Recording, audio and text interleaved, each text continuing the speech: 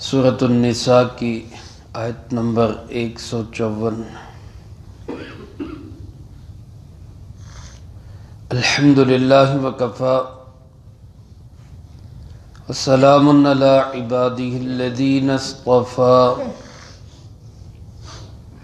خصوصا علی سید الرسل وخاتم الانبیاء وعلى آلہ واصحابہ الاتقیاء۔ اما بعد فاعوذ باللہ من الشیطان الرجیم، بسم اللہ الرحمن الرحیم۔ ورفعنا فوقهم الطور بميثاقهم وقلنا لهم ادخلوا الباب سجدا وقلنا لهم لا تعدوا في السبت وأخذنا منهم ميثاقا غليظا۔ ورفعنا فوقهم الطور، اور ہم نے بلند کیا ان کے اوپر طور پہاڑ کو، بمیثاقہم، ان کے میثاق اور عہد کی وجہ سے، وَقُلْنَا لَهُمْ، اور ہم نے ان سے کہا، اُدْخُلُوا الْبَابَ سُجَّدًا، شہر کے دروازوں سے داخل ہو وہ عاجزی کے ساتھ۔ وَقُلْنَا لَهُمْ، اور ہم نے ان سے کہا، لَا تَعْدُوا فِي السَّبْتِ، ہفتے کے دن کے متعلق زیادتی نہ کرو۔ وَأَخَذْنَا مِنْهُمْ مِيثَاقًا غَلِيظًا، اور ان سے ہم نے لیے بہت سخت اور پختہ میثاق۔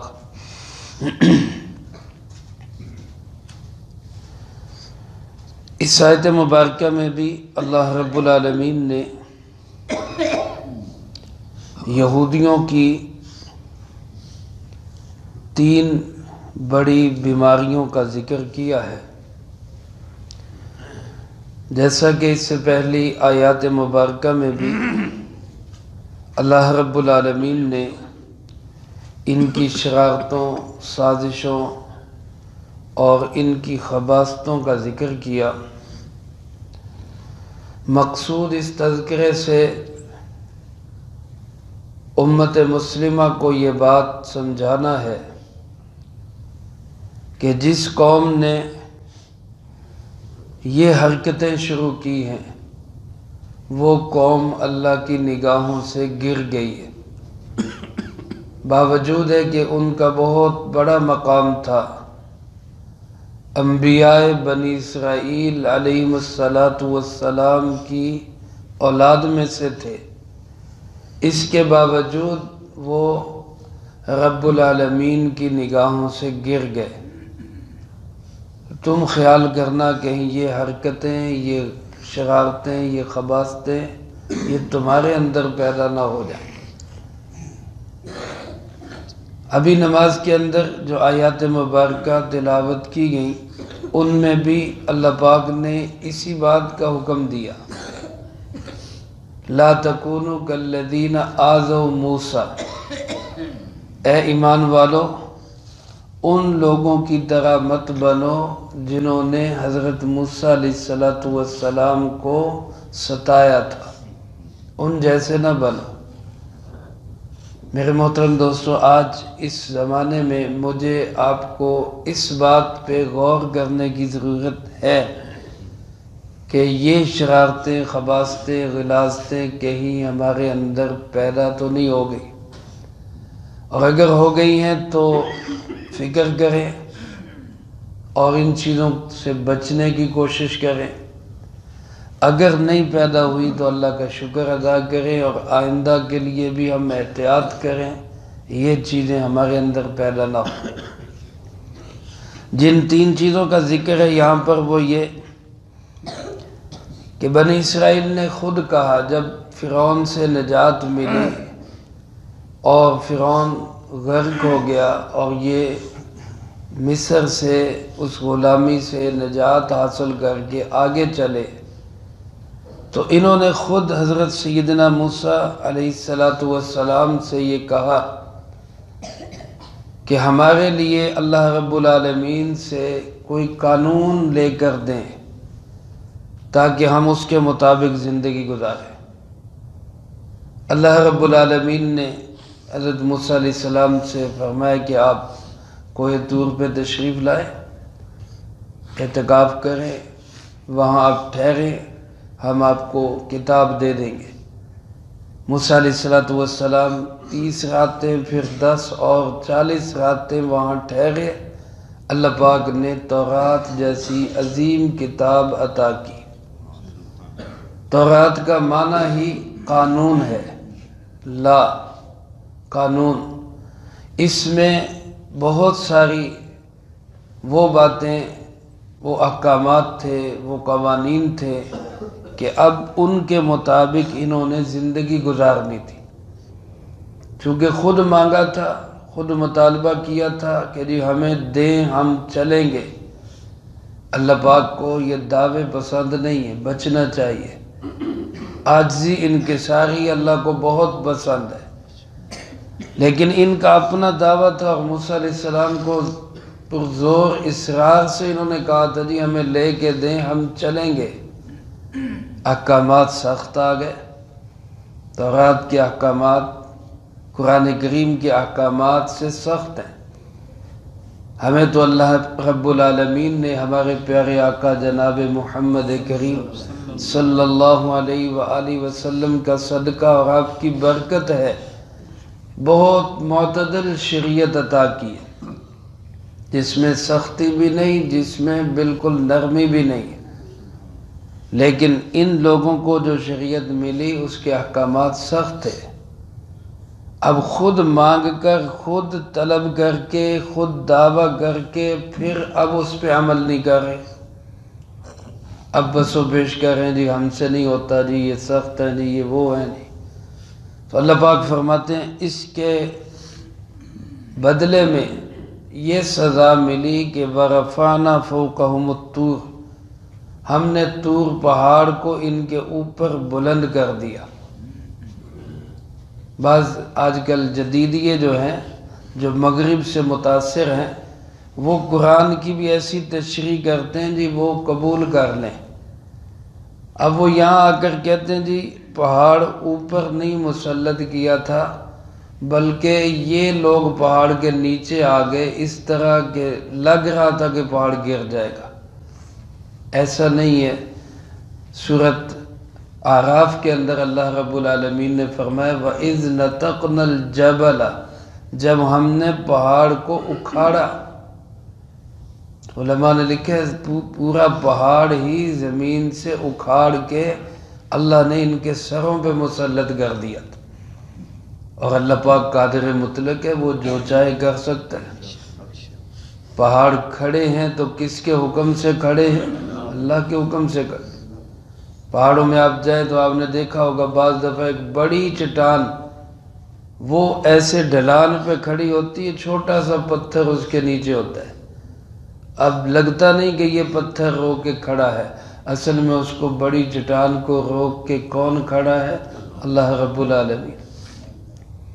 تو اللہ پاک نے زمین سے اکھاڑ کے ان کے سروں پہ مسلط کیا۔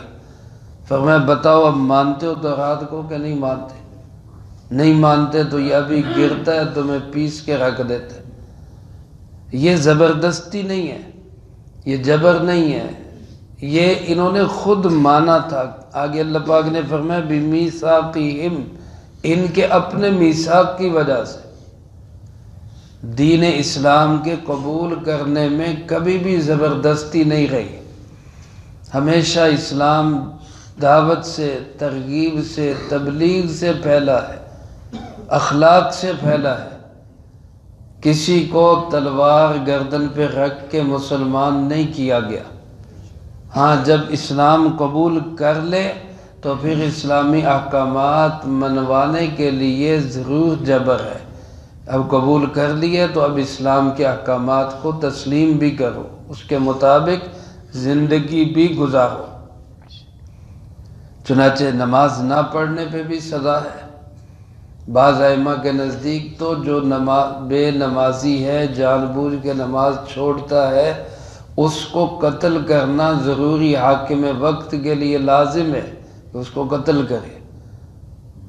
حاکم وقت خود پڑھے گا تو اس کو قتل کرے گا۔ اللہ ہمیں حاکم ایسے نصیب فرمائے جو نمازوں کے پابند ہو۔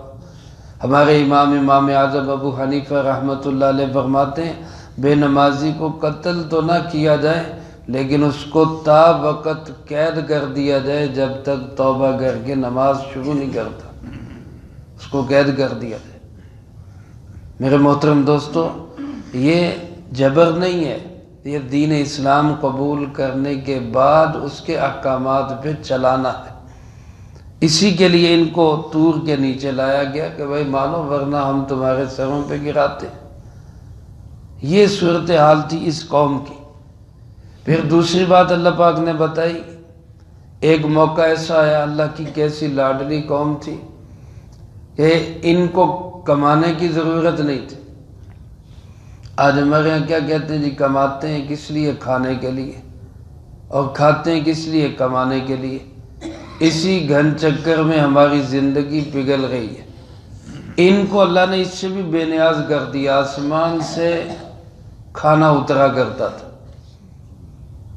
بھنے بھنائے بٹیر اترتے، حلوہ اترتا، مزے سے کھاؤ، من و سلوہ۔ بس یہ تھا کہ کھاتے رہو، عمل کرتے رہو، دین کا کام کرتے رہو، تمہیں کوئی پریشانی نہیں ہے۔ اب اتنی بہترین غذا جس کو مل رہی ہو اس کو کیا چاہیے، اور وہ بھی بیٹھے بٹھائے۔ لیکن کیا کہنے لگے کہ جی ہمیں جناب وہ چاہیے، سبزیاں چاہیے، ہمیں تو دال چاہیے، ہمیں پیاز چاہیے، اس سے ہمارا گزارا نہیں ہوتا۔ تو اللہ پاک نے فرمایا ٹھیک ہے، یہ سامنے شہر اریحہ نام کا شہر تھا، اس شہر میں داخل ہو جاؤ، تمہیں فتح بھی ملے گی، شہر بھی بڑا زرخیز ہے، محنت کرو، ڈالیں حاصل کرو، پیاز حاصل کرو، سبزی حاصل کرو۔ لیکن شہر میں جب داخل ہو وہ تو سجدہ، عاجزی کے ساتھ داخل ہونا ہے، اکڑ کے داخل نہیں ہونا۔ ہمارے پیارے آقا جناب محمد کریم صلی اللہ علیہ وآلہ وسلم کی سیرت طیبہ کیا ہے؟ جب آپ مکہ مکرمہ میں فاتح بن کے داخل ہوئے، اور وہ شہر جس سے آپ کو، آپ کے ساتھیوں کو ظلماً نکالا گیا تھا اور انتہائی ظلم و ستم کیے گئے تھے، لیکن جب آپ اس شہر میں داخل ہو رہے ہیں تو آپ کا انداز کیا تھا کہ سر مبارک جھکا ہوا تھا، اتنا جھکا ہوا کہ اونٹنی کی گردن سے لگ رہا تھا، اور زبان مبارک پہ یہ الفاظ تھے الحمدللہ وحدہ، تمام تعریفیں ایک اللہ کے لیے، انجز وعدہ، جس نے اپنا وعدہ پورا کر دکھایا، ہزم الاحزاب وحدہ، اس اکیلے نے سارے لشکروں کو شکست دی۔ یہ نہیں کہ اکڑ کے جناب ہم نے دیکھو کڑکا دیے، آج ہم آ گئے ہیں، تم نے ہمارے ساتھ یہ کیا۔ حتیٰ کہ ایک صحابی رضی اللہ تعالیٰ عنہ، انہوں نے ایک جوش اور جذبے میں یہ لفظ کہہ دیا الیوم یوم الملحمہ، آج تو انتقام کا دن ہے، بدلے چکانے کا دن ہے، آج تو ہم پرانے سارے بدلے چکائیں گے۔ اللہ کے محبوب صلی اللہ علیہ وآلہ وسلم نے ان کے ہاتھ سے جھنڈا لے کر ایک اور صحابی کو دے دیا اور تربیت کرتے ہوئے فرمایا کہ نہیں، الیوم یوم الملحمہ نہیں، الیوم یوم المرحمہ، آج تو رحم کرنے کا دن، آج تو رحم کرنے کا دن۔ یہ عاجزی، یہ انکساری، یہ اخلاق ہے ہمارے پیارے آقا جناب محمد کریم، بلند آواز سے کہہ دیں صلی اللہ علیہ وآلہ وسلم۔ اور ادھر ان کو اللہ پاک نے کہا کہ سجدہ کرتے ہوئے، عاجزی کرتے ہوئے، جھکتے ہوئے اس شہر میں داخل ہونا ہے۔ علماء نے لکھا ہے کہ یہ ایسے کمینے انسان تھے، اللہ کے حکم کو توڑ کے پاؤں پیٹھ کے بل گھسٹ کر مذاق اڑاتے ہوئے ایسے گھسٹ کے شہر میں داخل ہوئے کہ ہمیں اپنا جسم بھی ٹیڑھا نہ کرنا پڑے، ہمیں گردن بھی جھکانی نہ پڑے، مذاق اڑائے اللہ کے حکم کا۔ تیسری بات اللہ پاک نے فرمائی وَقُلْنَا لَهُمْ لَا تَعْدُوا فِي السَّبْتِ، ہم نے ان سے کہا کہ ہفتے کے دن کے متعلق زیادتی نہ کرنا۔ خود اللہ پاک سے انہوں نے طے کیا کہ ایک دن پورا ہم کوئی کام نہیں کریں گے، صرف آپ کی عبادت کریں گے۔ اللہ پاک نے فرمایا منتخب کرو کون سا دن؟ ہفتے کا دن۔ اب ہفتے کے دن ان کا ایک قبیلہ تھا جن کے فش فارم تھے، مچھلی کا کام کرتے تھے، ماہی پروری، مچھیرے تھے، مچھلیاں پکڑتے اور بیچتے۔ اللہ پاک نے امتحان کیا ڈالا کہ اتوار سے لے کر جمعہ تک مچھلیاں ہوتی نہیں تھی، یہ پکڑتے، جال لگاتے، کنڈیاں لگاتے، مچھلیاں نہیں آتی تھی۔ ہفتے کے دن مچھلیاں ایسے کود کے وہاں پھر رہی ہوتی کہ ہاتھ سے بھی پکڑنا چاہیں تو پکڑ لیں، بالکل قریب ہوتی۔ اب حکم یہ تھا کہ ہفتے کو شکار نہیں کرنا، خود انہوں نے طے کیا تھا، خود معاہدہ کیا تھا، لیکن اس معاہدے پہ پورا نہیں اتر سکے۔ آزمائش آئی نا، امتحان آیا، امتحان میں فیل ہو گئے، ناکام ہو گئے۔ یہ اللہ کی طرف سے امتحان ہوتا ہے۔ کوئی ایک مال کی شکل اللہ دکھاتا ہے، مال حرام ہوتا ہے، وہاں امتحان ہوتا ہے بھی بندہ اللہ کا حکم پورا کرتا ہے یا اپنی خواہشات کو دیکھ کے چلتا ہے، مرضیات کو دیکھ کے چلتا ہے۔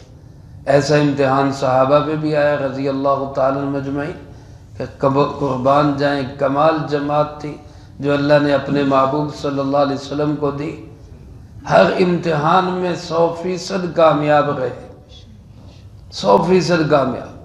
اللہ پاک نے ان کی پھر تعریفیں کی، یہ ہے ہدایت والے، یہ ہے پکے مومن، یہ ہیں جن سے اللہ راضی ہو گیا۔ صحابہ کی تعریفات اللہ پاک نے قرآن کریم میں نازل کی۔ احرام باندھا ہوا، احرام کی حالت میں شکار منع ہے۔ اب صحابہ فرماتے ہیں کہ ہم شکار ہمارے اتنے قریب ہوتے کہ ہم ہاتھ سے پکڑنا چاہتے تو پکڑ سکتے، ہرن پھر رہے ہیں، مرغابیاں پھر رہی ہیں اور دوسری چیزیں شکار والی بالکل ہمارے قریب، لیکن اللہ کا حکم تھا احرام کی حالت میں نہیں پکڑنا، تو کسی نے بھی اس کی طرف ہاتھ نہیں بڑھایا۔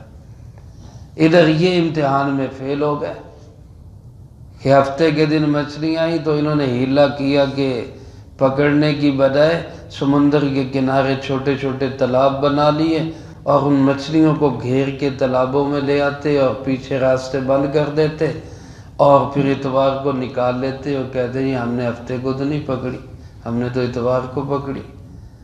اللہ کے حکم کو توڑا بھی ایک ہیلے کے ساتھ، بہانے کے ساتھ، دا لگا کر، اور یہ چیز اللہ پاک کو سخت ناپسند ہے۔